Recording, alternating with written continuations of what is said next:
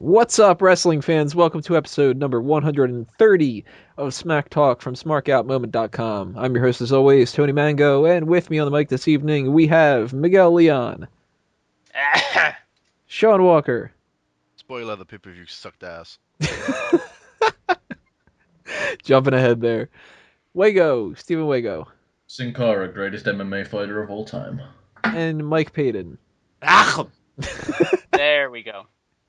and Jay Sherman, apparently, for fans of the Critic out there. Good show. Tonight, we're going to be reviewing Extreme Rules 2013. Yeah, we're going to go backward in time. We're going to do a rerun of 2013. Sean wishes we could. 2014.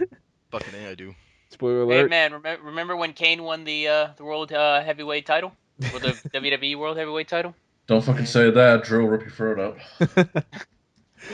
We're also going to be doing the usual stuff. We've got the rest hold where we take a little bit of a break in part 3. We're going to be doing the hot tags coming up in part 2. We're going to do some fantasy league stuff at the end of the show and a special little outro. And we're going to do what we usually do in part 1 here, the Ask Him Wrestling Trivia Question of the Week. And last week's question was from Miguel. So Miguel, give us a little recap of what that question was. Tell us who got it right, who got it wrong. Well, last week's question for the fans was who has the most losses in WrestleMania history? And it's actually a bit of a surprise, and you guys were even surprised at it yourselves. Triple H, actually. I believe his record is 10 losses. Which Definitely didn't get that. I assumed that it was going to be Big Show. No, which is actually surprising considering there's been 30 WrestleManias. To lose a whole third of them, yeah, I don't know, man. You gotta give Triple H credit. Any other guy would have probably, it probably would have been much more noticeable. But Triple H, you wouldn't expect it. To be fair, he is banging the boss's daughter, so. It just proves how protected Give and he is. Yeah, burying everyone with those 10 losses there. It's just because he's won every other freaking pay-per-view. Hey, puts him over where it counts. And the wins that he does get are completely overshadowed, like his 18 win, his 25 win. Let's move along. So, who got it right, who got it wrong? Do you have that up here, Miguel? No, I wasn't aware. I had to actually do research. I was trying to buy you time the whole time and you didn't do it. God damn it, Miguel. Somebody got it. Whoever got it out there. It's not like I would actually even send you a T-shirt or anything.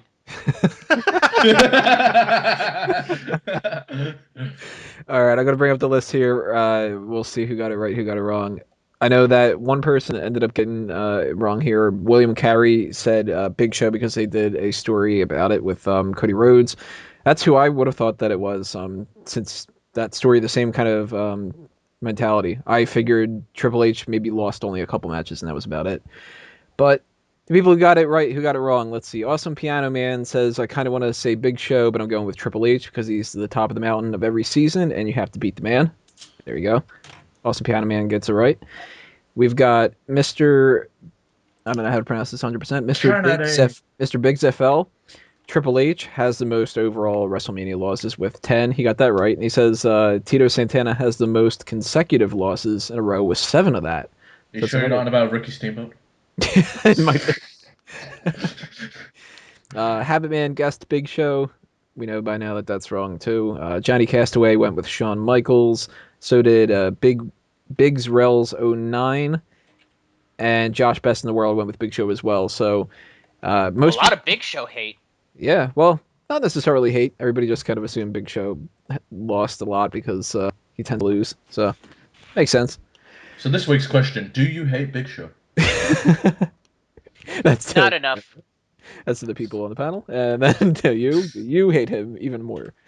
No, I think this week's question is from Mike Payton, isn't it? Yes, it is. And just so everyone out there can be recapped on how the Ask Him works here on Smack Talk, it is a 2-part question where part 1 I ask to the hosts here. They answer it, and it leads into part 2, which I give to all of you listeners to leave the answer inside the comment box below the video.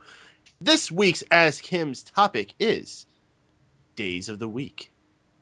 My question to you hosts is... Thursday. Close. At Extreme Rules. was predecessored by. Did I just make that word up? Predecessor. Predecessor. Off to a fucking great start here, Mike. Yeah, really. The predecessor to Extreme Rules was known as One Night Stand, and at that event in 2006, it began with Paul Heyman coming out and greeting the crowd, as well as taking a few shots at some WWE superstars who were sitting in the balcony. One of them Triple being H didn't want to JBL. work these days. You want to let me fucking finish, you jackass? Want to have a little fucking pomp here? You just want to fucking take it like, fucking, no But yeah, fucking JBL. patience whatsoever? God Yeah, that- damn it, Wago. that Why don't wasn't you go even back to fucking England, you limey dick?